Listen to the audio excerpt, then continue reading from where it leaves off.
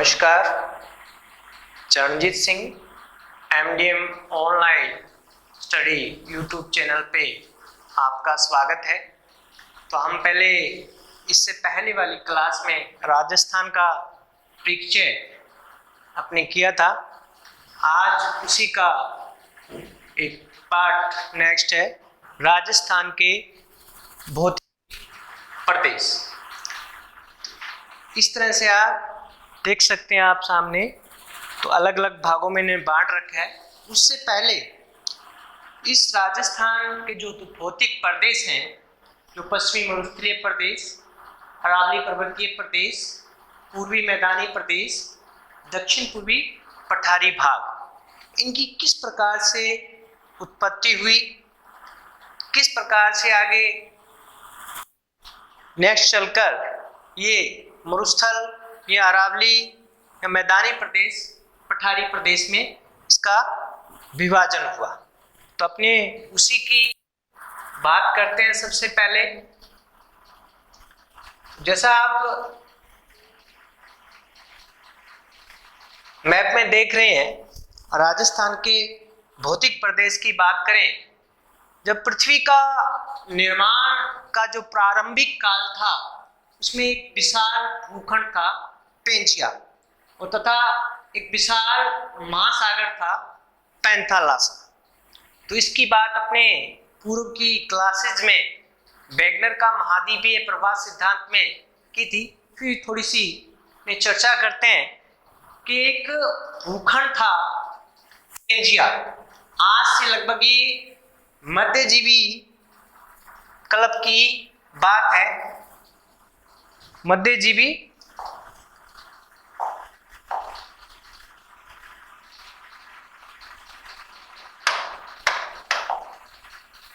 आज से पूर्व मध्यजीवी महाकल्प की बात कर रहे हैं। लगभग समय की अगर बात करें अपने 13.5 करोड़ वर्ष पूर्व,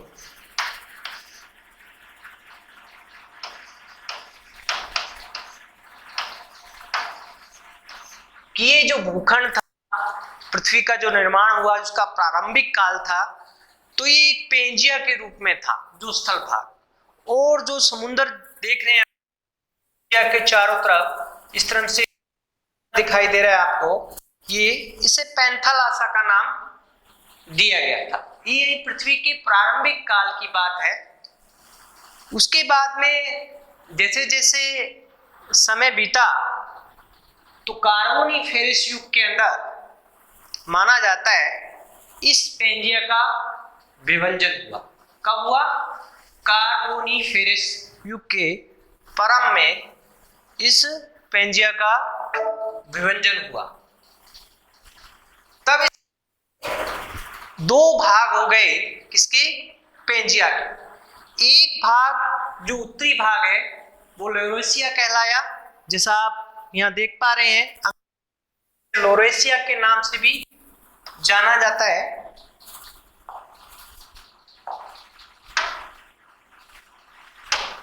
इसे लॉरेशिया के नाम से भी जानते हैं।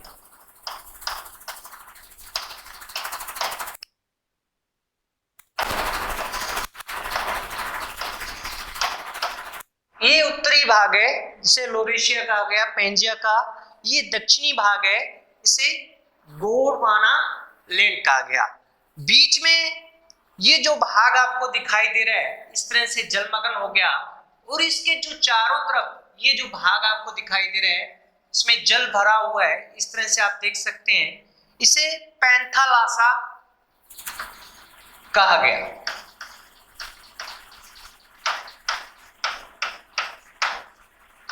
इसे पैंथालासा कहा गया। ऊपर का जो उत्तरी भाग है उसे लॉरेशिया खंड या अंगारा लैंड के नाम से जाना जाता है, और ये दक्षिणी का भाग है उसे नाम से। जब ये विभंजन हुआ इस पेंजिया का, तो इसके बीच में कुछ जल भर गया, जो आपको दिखाई दे रहा है, ये थोड़ा जलमग्न है। इसी को टेथिस सागर के कहा जाता है। जो ये क्षेत्र है जहां पे जल भर गया उसको टेथिस सागर के नाम से जाना जाता है। तो यानी कि राजस्थान का जो भौतिक विभाग है वो वेगनर के महाद्वीपीय प्रवाह सिद्धांत पे आधारित है। किसके? वेगनर के महाद्वीपीय प्रवाह सिद्धांत पे आधारित है। नेक्स्ट अगर बात करते हैं अपने इसके भौतिक प्रदेश की, अपने पहले ही बात कर चुके हैं।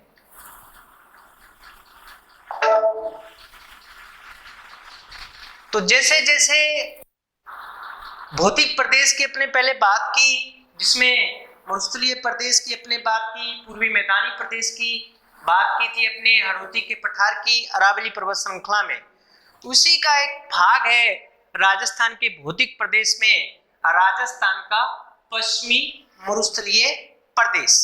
जैसा आपके सामने मैप में दिखाई दे रहा है, पूर्व में बात कर चुके हैं। दो लैंड थे, एक था अंगारा लैंड, एक था गोंडवाना लैंड। इनकी जो राजस्थान के भौतिक प्रदेश हैं वो वेगनर के महाद्वीपीय प्रवास सिद्धांत पे आधारित है। तो अब इस में पहले पार्ट, जो पहला भाग है अपने भौतिक प्रदेश का पश्चिमी मरुस्थलीय प्रदेश, उसकी बात कर रहा हूं कि ये किस तरह से इसकी उत्पत्ति मानी जाती है। तो एक कल्प हुआ कार्बोनिफेरस युग राजस्थान के अंदर, जो पश्चिमी मरुस्थलीय प्रदेश है उसकी विस्तार की अगर बात करते हैं अपने, तो उसका किस तरह से उत्पत्ति मानी जाती है उसकी अपने बात कर रहे हैं। तो ये जो दिखाई दे रहा है पार्ट,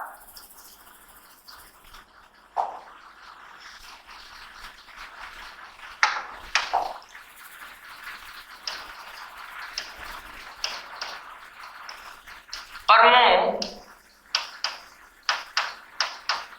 कार्बोनिफेरस,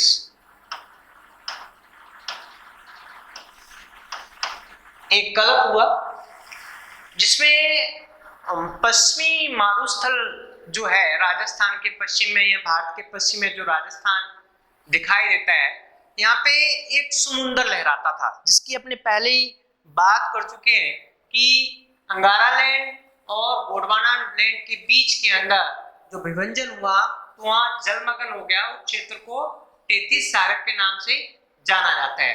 तो इस काल के अंदर राजस्थान का ये जो भाग है पश्चिमी मरुस्थलीय भाग, यहाँ पे यानी कि पर्मो कार्बोनिफेरस जो युग था उसके अंदर यह समुद्र लहरा रहा था। जैसे जैसे समय बीतता गया उसके बाद में ये समुद्र जो आज अवशेष दिखाई देता है, वो जो मिट्टी दिखाई देती है रेतीली, वो टेथिस सागर का अवशेष ही माना जाता है। इस प्रकार से अपने कह सकते हैं जी के रूप में कि मरुस्थलीय जो भूभाग है वो प्राचीन काल का जो टेथिस सागर था उसका अवशेष ही है।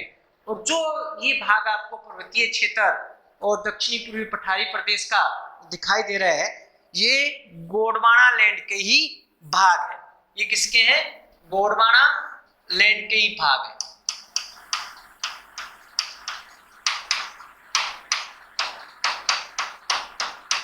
ये गोंडवाना लैंड के भाग है।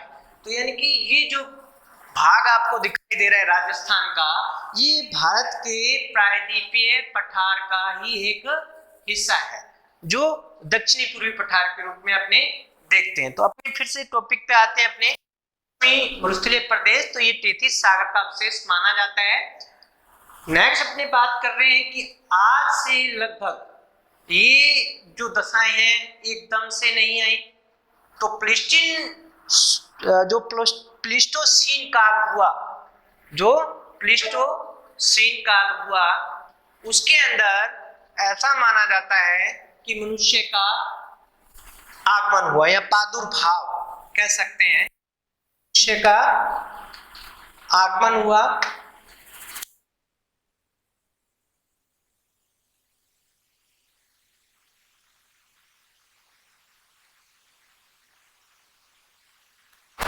काल मानव का प्रादुर्भाव हुआ और उसने अनेक प्रकार की अपनी आर्थिक धीरे धीरे आर्थिक और सामाजिक गतिविधियां इस क्षेत्र में की और इसी कारण से लगभग 4000 से लेकर लगभग 4000 से 1000 ईसा पूर्व यहाँ पे मरुस्थलीय दशाओं की उत्पत्ति हो गई।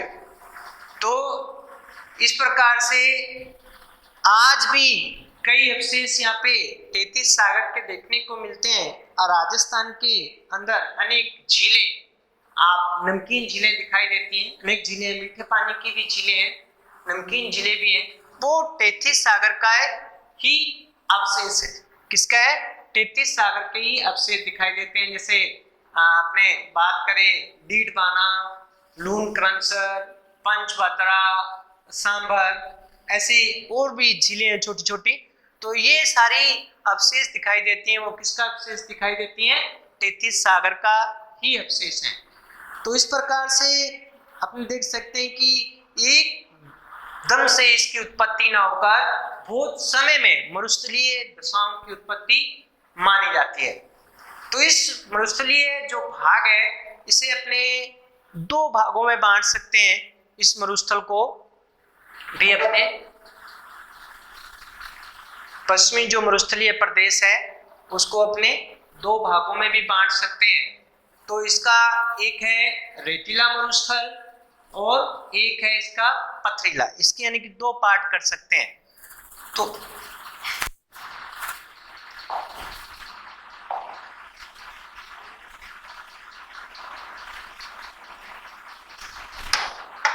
जो मरुस्थलीय अगर बात की जाए राजस्थान में मरुस्थल या भारत में मरुस्थल जो दिखाई देता है, तो इस मरुस्थल के एक भाग है वो पाकिस्तान में दिखाई देता है और दूसरा भाग राजस्थान में दिखाई देता है।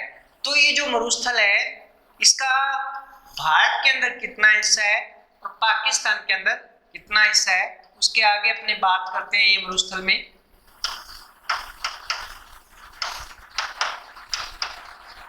ये पाकिस्तान, तो भारत में जो दिखाई देता है मरुस्थल, लगभग इस मरुस्थल का जो 62% भाग है वो भारत में और 38% भाग है वो कहाँ है? पाकिस्तान में। तो पूर्व में अनेक भूगोलवेताओं ने, जैसा कि अभी पहले अपने बात कर चुके हैं, कि ये जो खंड है राजस्थान के दिखाई देते हैं वो जो पश्चिमी मरुस्थलीय प्रदेश या प्रायद्वीपीय पठार की बात करें, मैदानी प्रदेश है जिसका निर्माण गंगा यमुना की अनेक सहायक नदियों के द्वारा लाए गए पूर्वी मैदान का निर्माण हुआ। उससे पहले प्री कैम्ब्रियन युग की अरावली पर्वत श्रृंखला भी यहाँ देखने को मिलती है। तो अपने राजस्थान के मरुस्थल पे आज चर्चा करते हैं।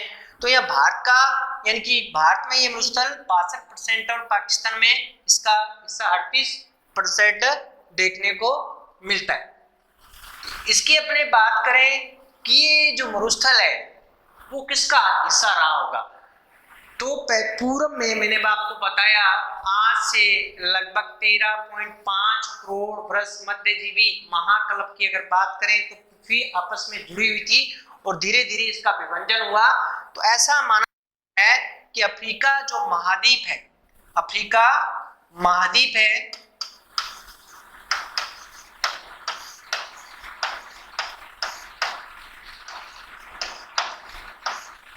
तो ये जो मरुस्थल है पैलियो आर्कटिक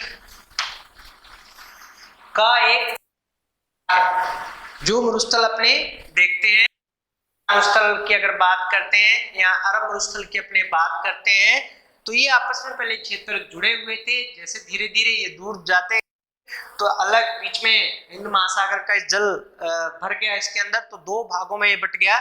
ये अफ्रीकन महाद्वीप पैलियो आर्कटिक प्रदेश का एक भाग है जो अपने भारत में दिखाई देता है, यानी कि उसी मरुस्थल का ये भाग है पैलियो आर्कटिक प्रदेश। तो अपने बात कर रहे हैं पश्चिमी मरुस्थल की, इसमें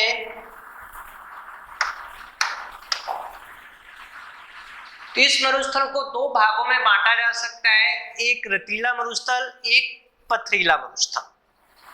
भैया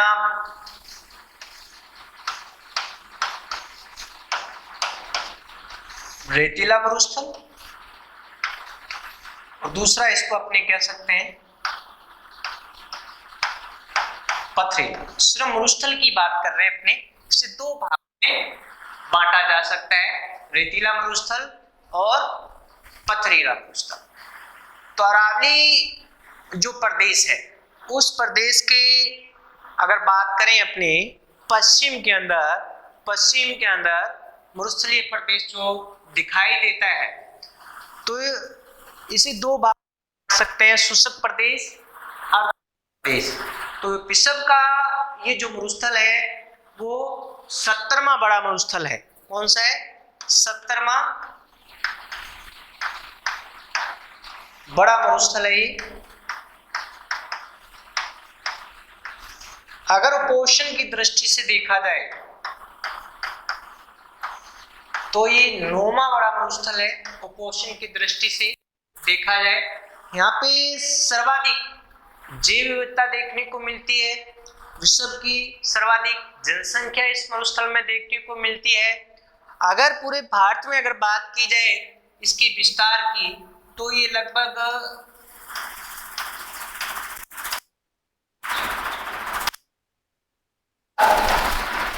12 किलोमीटर में विस्तृत है। लगभग कितना?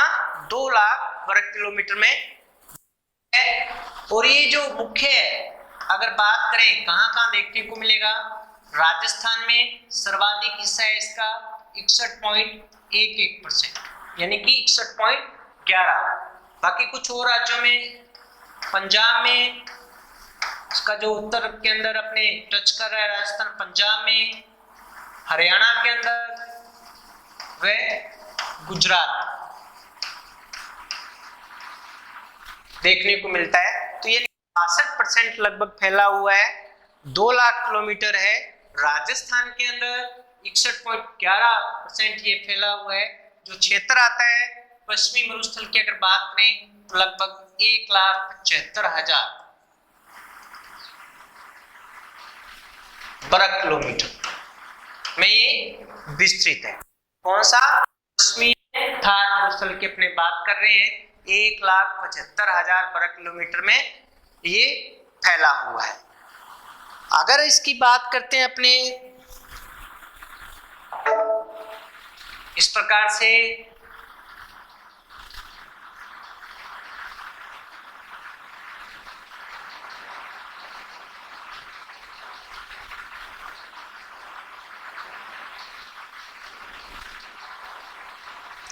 तो ये पश्चिमी मरुस्थल भौतिक प्रदेश का आपको दिखाई दे रहा है मैप।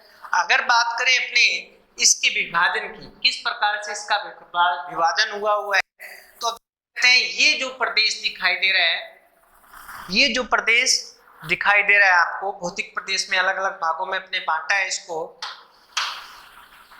तो यहाँ पे 50 सेंटीमीटर की समान वर्षा रेखा है।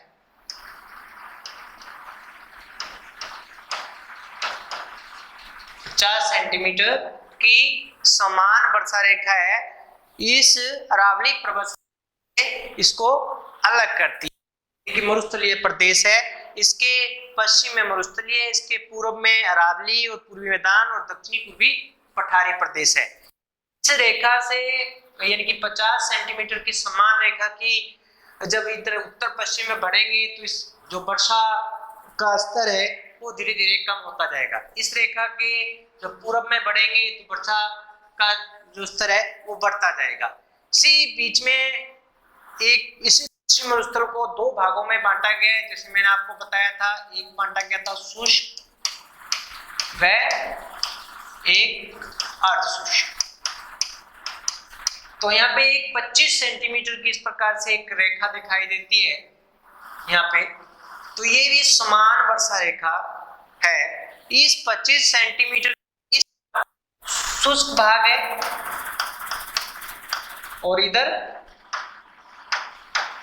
अर्धशुष्क भाग, यानी कि इस तरफ 25 सेंटीमीटर, जो सेंटीमीटर की समान वर्षा रेखा है उसके पश्चिम में 25 सेंटीमीटर दिखाई देता है।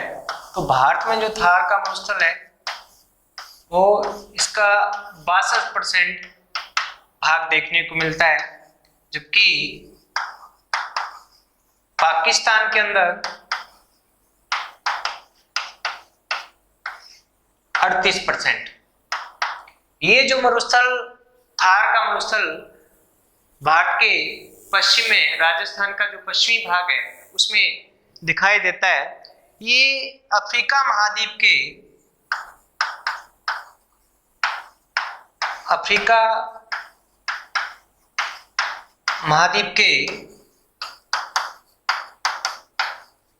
पैलियो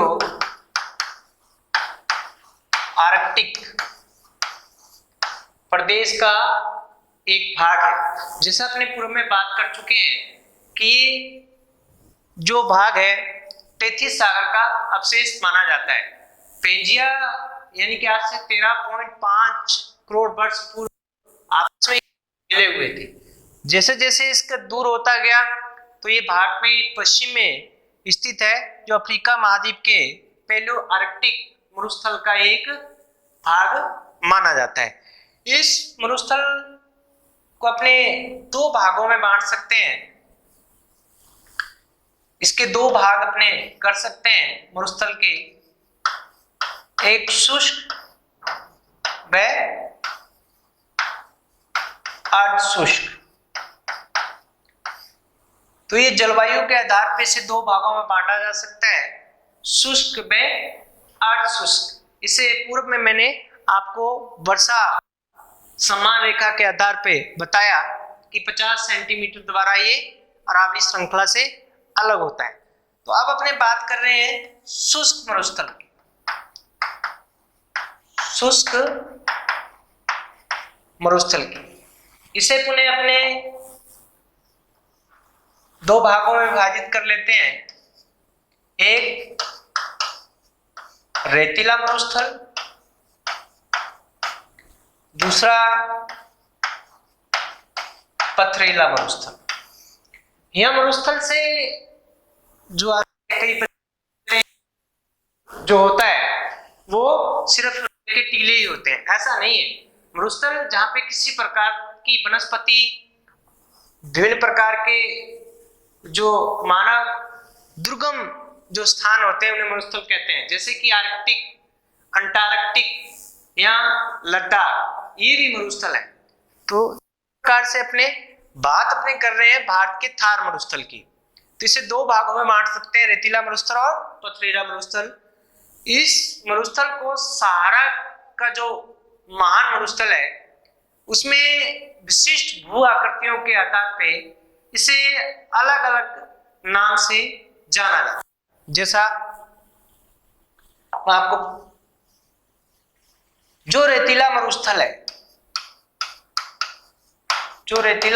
है उसे सहारा में अर्क के नाम से जानते हैं। बड़े बड़े स्तूप दिखाई देते हैं,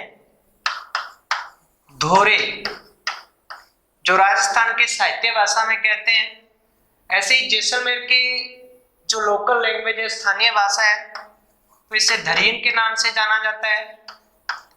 और कई जो पुस्तक में इसे स्तूप, बालू का स्तूप के नाम से भी देखते हैं। तो आमतौर पे अपने यहाँ स्थानीय भाषा में धोरे बोलते हैं, रेत के टीले या टीले भी कई जगह लोग बोलते हैं। तो इस प्रकार से इनका अलग अलग नाम है। तो रेतीला जो मरुस्थल होता है, थार में उसे अर्क कहते हैं। जो चट्टानी मरुस्थल होता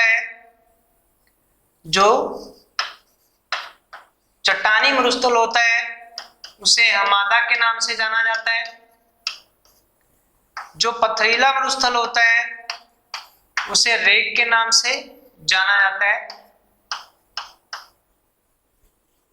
सहारा मरुस्थल में। तो ये विशिष्ट प्रकार की भू आकृतियां देखने को मिलती हैं। अब बात अपने करें इसके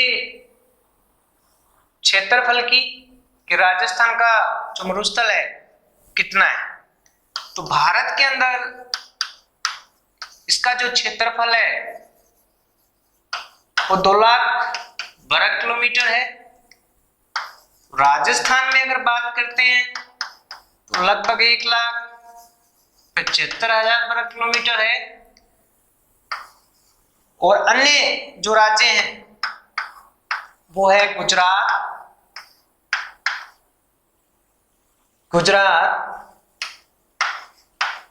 पंजाब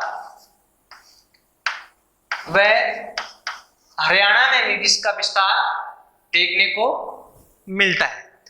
तो राजस्थान की अगर बात की जाए तो लगभग यहाँ पे 61.11% जो मरुस्थलीय भाग देखने को मिलता है 1,75,000 वर्ग किलोमीटर में। तो ये क्षेत्रफल है।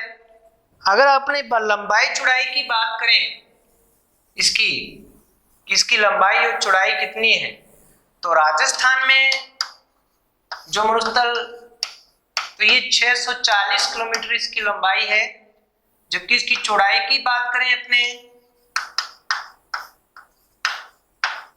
तो ये 300 किलोमीटर इसकी चौड़ाई है। इसी प्रकार से अपने अगर बात करें इस प्रकार से आप देख सकते हैं कि जो लंबाई है वो 640 किलोमीटर, अगर चौड़ाई की बात करें तो ये 300 किलोमीटर है। इसी प्रकार से अपने मरुस्थल की ढाल की बात करते हैं कि जो मरुस्थल का ढाल है वो किस ओर है। तो इसका जो ढाल है आप देख सकते हैं, इसे अगर बात करें तो ये पूर्व पश्चिम से इस प्रकार से ये पूर्व पश्चिम से उत्तर दक्षिण की ओर ढाल है। इसका जो ढाल है पूर्व पश्चिम से उत्तर दक्षिण की ओर।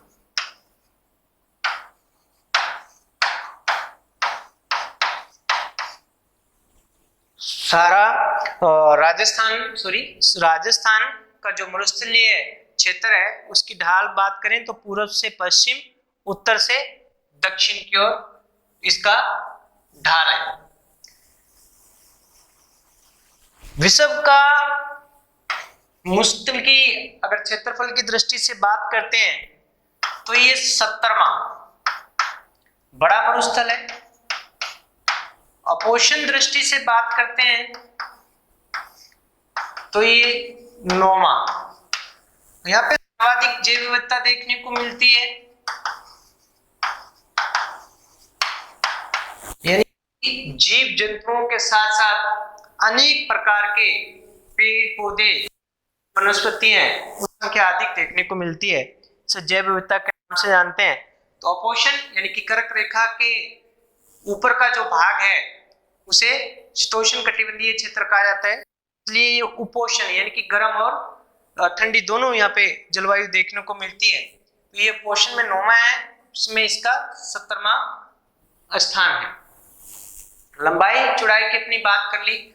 उसके बाद में देखिए अपने इसका ढाल की बात होगी। नेक्स्ट अपने बात कर रहे हैं कि राजनीतिक दृष्टि से अगर इसको देख लें अपने तो ये राजस्थान के 12 जिले हैं जिसमें मरुस्थल का विस्तार है। कुछ आंशिक विस्तार अभी नए तथ्यों के आधार पर भूगोल बताते हैं, यानी कि सिरोही से उदयपुर की तरफ भी बढ़ रहा है। तो ये आप देख सकते हैं पश्चिमी मरुस्थलीय प्रदेश का विस्तार श्री गंगानगर, हनुमानगढ़, बीकानेर, चूरू, झुंझुनू, सीकर, नागौर, जोधपुर, जालोर, बाड़मेर, जैसलमेर, सीकर, चूरू, पाली और सिरोही। तो ये जो क्षेत्र है इस तरफ बढ़ रहा है। ये जो मुख्य जो जिले हैं यहाँ पे पश्चिमी राजस्थान जो मरुस्थलीय सर्वाधिक पाया जाता है। तो ये 12 जिलों के अंदर इसका विस्तार देखने को मिलता है। ये 12 जिले हैं जिसमें मरुस्थलीय विस्तार देखने को मिलता है। ये जो जिले हैं इस तरह से आप देख सकते हो इस प्रकार से। तो ये शुष्क मरुस्थल है और ये अर्धशुष्क मरुस्थल है। इस प्रकार से अलग अलग विभाजन अपने आगे चल के करेंगे इसमें।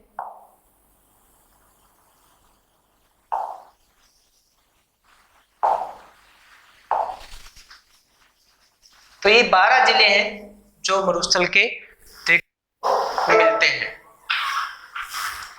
अपने बात कर रहे थे थार के मरुस्थल की, तो इसमें इसका जो निर्माण काल माना जाता है कि अत्यधिक इनका जो प्रसार होता है वो कब होता है, तो मार्च से जुलाई में जो हवाएं हैं वो तेज चलती हैं और अपरदन अधिक करती हैं व निक्षेपण। तो प्रक्रिया के द्वारा यानी रेत के द्वारा वायु के द्वारा जो तेज कण, वायु जब तेज होती है तो मिट्टी के कण उड़ते हैं, उसे अपवान कहते हैं। तो ये जो मार्च और जुलाई में ये क्रिया अधिक होती है और इस प्रकार से जो मरुस्थल का विस्तार है वो अधिक होता है। तो अपने नेक्स्ट बात करें कि ये किस प्रकार के यहाँ पे जो मरुस्थल है उसमें अनेक प्रकार की भू आकृतियां दिखाई देती हैं।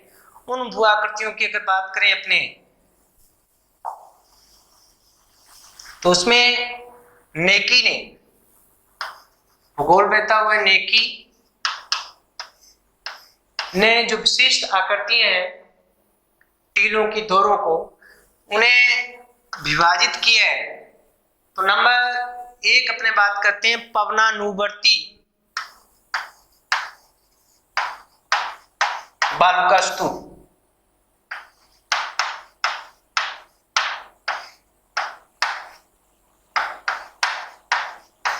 जब पवन धीरक काल में यानी कि लंबे समय तक एक ही दिशा में यानी कि धीरक काल में एक दिशा के अंदर चलती है तो एक कटक के रूप में बालू जम जाती है, एक श्रृंखला के रूप में। इस प्रकार से एक श्रृंखला के रूप में बालू जम जाती है जिसे पवनानुवर्ती बालू का स्तूप कहा जाता है। इस प्रकार के जो आकृतियां अपने मरुस्थल में देखने को मिलती हैं। नेक्स्ट अगर बात करते हैं अपने बरखान, तो ये बरखान प्रकार के जो टीले हैं वो भी पश्चिमी मरुस्थल में देखने को मिलते हैं। तो इस प्रकार से ये अर्धचंद्राकार रूप होता है इनका। कैसा?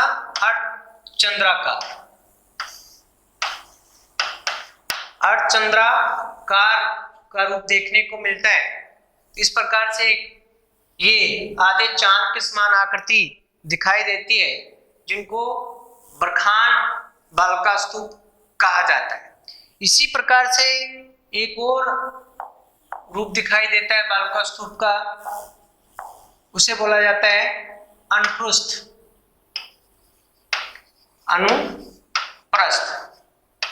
बालका स्तूप। तो इस प्रकार के जो बालका स्तूप हैं इनकी वायु की दिशा जो होती है उसके समकोण पे बनते हैं। यानी कि जब इस प्रकार से वायु चलती है, जो वायु के कण होते हैं वो इस तरह से दोनों तरफ जम जाते हैं और ये जो लहरदार पट्टी इस प्रकार से बनती है उसको अनुप्रस्थ बालका स्तूप के नाम से जाना जाता है। और बीच में जो खाली रास्ता यानी कि खाली भाग रह जाता है इसे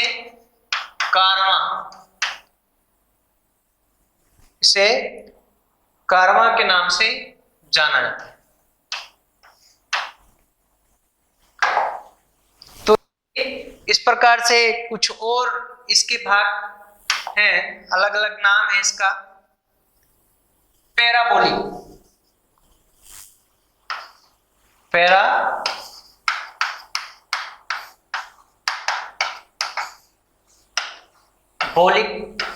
स्तूप। तो इस प्रकार के स्तूप हैं वनस्पति अवरोध के कारण बनते हैं। जब वनस्पति का अवरोध बीच में आ जाता है, बीच की हवा जो वायु चलती है, तो वहां पे वनस्पति के आसपास जो बालू जमा हो जाती है उनको पैराबोलिक स्तूप कहते हैं। तो इसी प्रकार से ये जो मरुस्थल है वो मानसून को निमंत्रण देता है। तो मानसून को किस प्रकार से निमंत्रण देता है? जैसा आप जानते हैं कि 21 जून के बाद में सूर्य दक्षिणी गोलार्ध से उत्तरी गोलार्ध होता है, तो भारत के अंदर सूर्य की जो किरणें हैं वो पड़ने लग जाती हैं। तो यहाँ पे जो तापमान है वो बढ़ने लग जाता है। इस तापमान के बढ़ने के कारण जो ये भाग है अधिक तप जाता है। जब तापमान अधिक होता है, जहां तापमान अधिक होता है वहां वायुदाब कम होता है। यहां अधिक होता है जब वायुदाब कम होता है, तो इसके विपरीत यानी कि दोनों में विपरीत संबंध देखने को मिलता है। इस क्षेत्र के अंदर तापमान अधिक होने के कारण वायुदाब कम होता है। इसी कारण से जो अरब सागर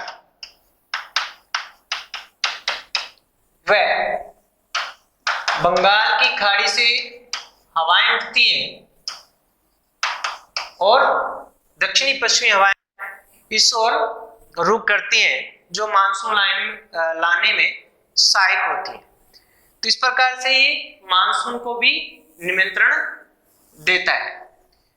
इसी प्रकार से जो शुष्क मरुस्थल है उसमें विभिन्न प्रकार की आकृतियां देखने को मिलती हैं। जैसे मैंने आपको परखाम के बारे में बताया, इसी प्रकार से उर्मिल यानी कि धारियां से देखने को मिलती हैं टीलों के ऊपर। इस प्रकार से इन्हें उर्मिल कहा जाता है। आसपास आपने देखा होगा धोरों के अंदर जैसे पानी में लहरें चलती हैं, वैसे धोरों में इस प्रकार की लहरें दिखाई देती हैं, उन्हें उर्मिल कहा जाता है। इस मरुस्थल के अंदर उष्ण मरुस्थल या जो आप रेतीला मरुस्थल है, यहाँ अनेक प्रकार की परंपरागत खनिज देखने को मिलते हैं।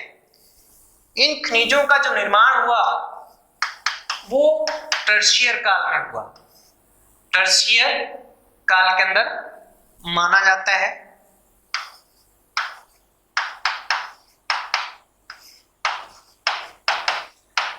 तो ये टर्शियर काल में निर्माण हुआ, तो यहाँ पे खनिज तेल व गैस के भंडार देखने को मिलते हैं। ये जैसलमेर व बाड़मेर में भी इस प्रकार के टर्शियर काल के जो खनिज हैं देखने को मिलते हैं। इसी प्रकार मरुस्थल के अंदर और भी भू-आकृतियां दिखाई देती हैं।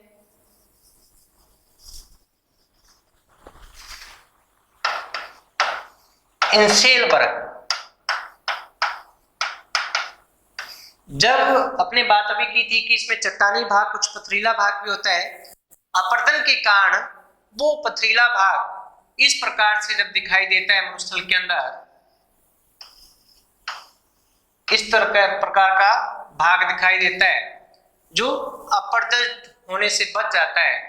तो बीच धोरों के अंदर या बीच जो रेतीला मरुस्थल है, इस प्रकार के पथरीले भाग दिखाई देते हैं, चट्टानी भाग दिखाई देते हैं, उन्हें इंसेल वर्ग के नाम से जाना जाता है। इसी प्रकार से जब बारिश होती है कभी कभार राजस्थान के अंदर पश्चिम में धोरों के अंदर, तो पानी भर जाता है, जहां जो नमकीन यानी कि लवणीय पानी होता है, जल होता है, लवणीय जल भर जाता है। किसमें? धोरों में। तो ऐसी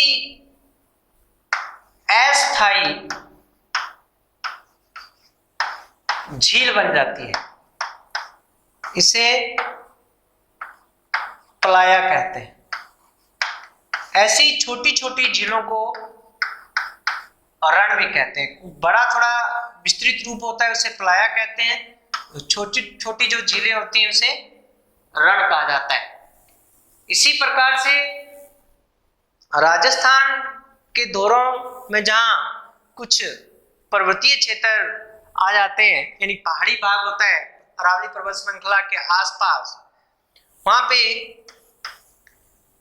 धोरों के बीच में और पहाड़ी भाग के बीच में जो झील बनती है, यानी पानी जल भर जाता है, जो झील बनती है उसे बालसन कहते हैं। इसके अंदर मीठा जल होता है। क्या कहते हैं?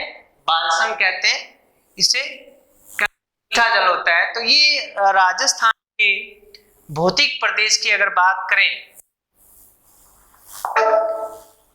उसका पश्चिमी मरुस्थलीय का शुष्क रेतीला मरुस्थलीय प्रदेश की अपने चर्चा करते हैं। इसके विभिन्न भू आकृतियां, विशेषता, जलवायु की विशेषता, उसके बारे में चर्चा की। नेक्स्ट अपने जो बात करेंगे आगे वाले क्लास के अंदर, तो अपने अभी बात की थी शुष्क रेतीला मरुस्थलीय प्रदेश की। नेक्स्ट अपना जो टॉपिक रहेगा इसी का एक पार्ट है, वो है अर्ध शुष्क प्रदेश। अर्ध शुष्क प्रदेश।